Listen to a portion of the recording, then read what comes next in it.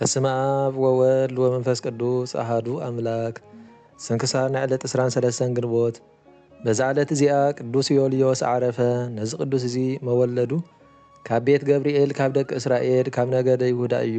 ምስጋና ንዑ ይኹን። ጎይታና ሓረዮ ንሱ ቁፅሩ ካብቶም 72 ኣርድእቲ እዩ። ምስ ሃዋርያት ጸጋ መንፈስ ቅዱስ ጰራቅሊጦስ ተቐበለ። ምስኦም ከዓ ሰበኸ። ዓብዪ ሽግር ከዓ በጽሖ።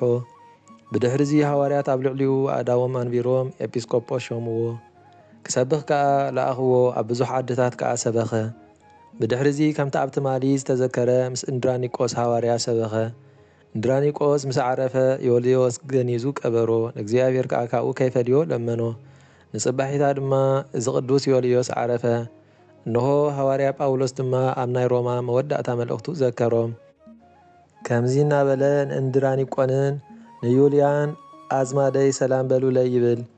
በረኸቶም ሳና ይኹን ንዘለዓለም ዓለም ኣሜን።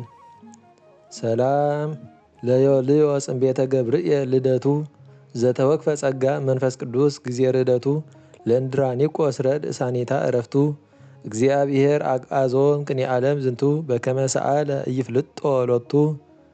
በዛ ዕለት እዚኣ ንኣባ አንስያ ሰማይት ኣፍሮዲጡ ሓደ ካብቶም 72 ኣርድእቲ ዮልያ ሰማይት ታድሮስ ጳጳስ ቅዱስ ዮልያኖስን ኣዲኡን ናይ ሃገር እስክንድርያ ሰማዕታትን መዘክርቶም እያ።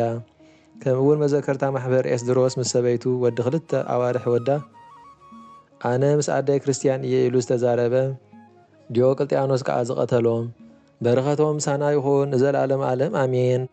ሰላም ለክሙ ዮልያኖስ ወእሙ ዘተኮነንክሙ ለእግዚአብሔር በእንተ ስሙ ከመ ትንስኡ አክሊለ ዘአስተዳለወ ለክሙ ሶበ ይነቅሁ እለ በክርስቶስ ኖሙ ነሲአ አስራት ለጻማክሙ ቺያየ ቅድሙ። ምስጋና ንአብን ወልድን መንፈስ ቅዱስን ሎምን ኩሉ ሰዓት ንዘለዓለም ዓለም ይኹን። ስንክሳር ናይ ዕለት 23 ግንቦት ተፈጸመ።